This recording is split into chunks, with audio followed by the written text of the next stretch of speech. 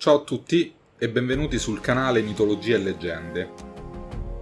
Oggi vi racconterò la storia del famoso e bellissimo cavallo bianco Pegaso, che sfrecciava nei cieli greci ed era amato da dei e uomini.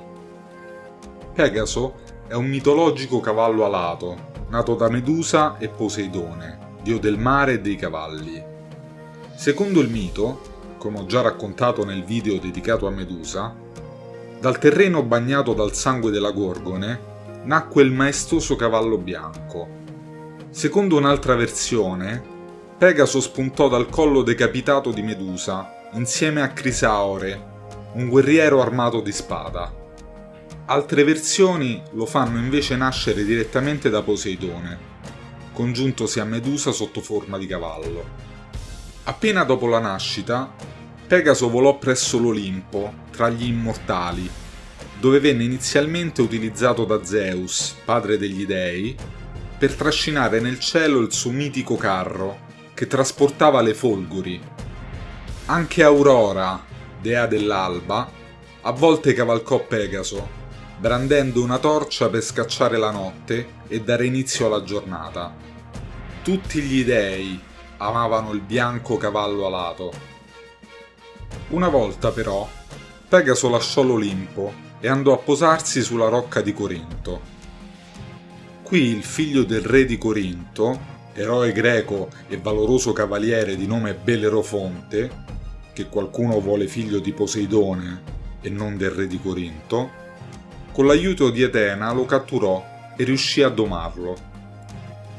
Quando era ancora un ragazzo, un veggente aveva detto a Bellerofonte che avrebbe avuto bisogno di Pegaso, il cavallo alato, nella sua missione di uccidere la Chimera, un mostro dalla testa di leone, dal corpo di capra e dalla coda di drago, che vomitava fuoco e fiamme.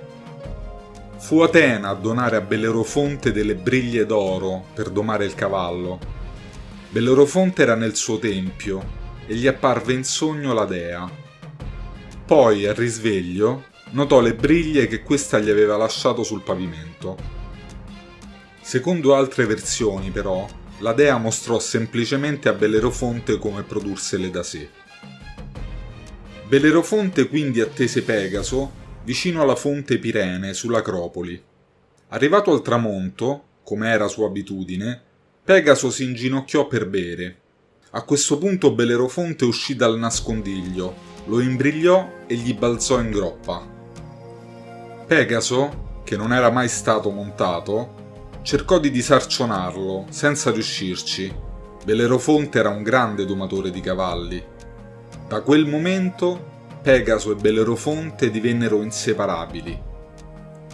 Sul cavallo alato da lui domato, Bellerofonte compì le sue famose imprese, uccise con le sue saette la Chimera, combatté le Amazzoni e sconfisse i forti guerrieri della Licia.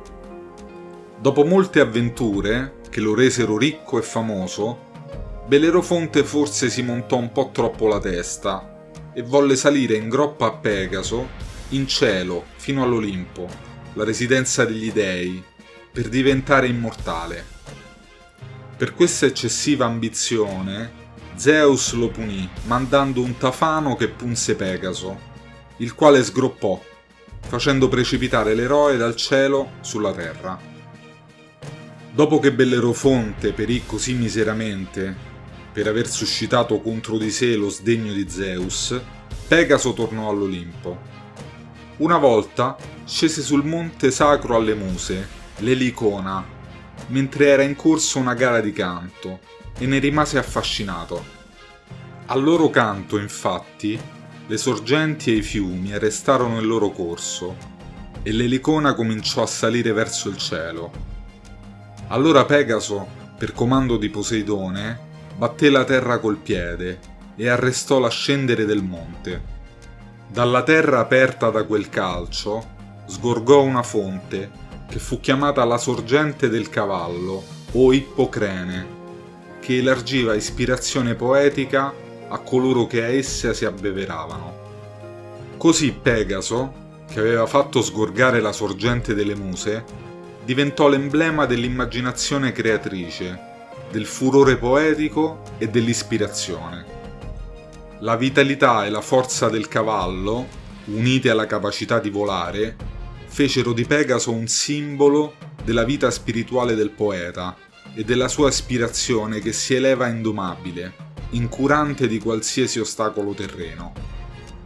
Infine Zeus, come ricompensa per il servizio, trasformò Pegaso in una nube di stelle, che divenne una costellazione con il suo nome, visibile fin dalla terra. Non poteva esserci simbolo migliore per i poeti, di un cavallo candido e dirompente, che è libertà di mente e corpo. Trovo questa metafora meravigliosa, come meraviglioso era lui. Voi cosa ne pensate? Amate anche voi il bianco cavallo mitologico? Fatemi sapere nei commenti, mi raccomando. Se il video vi è piaciuto lasciatemi un like, condividetelo con i vostri amici e iscrivetevi al canale. Anche questa storia finisce qui. Io come al solito vi ringrazio per essere stati con me e vi do appuntamento alla prossima storia.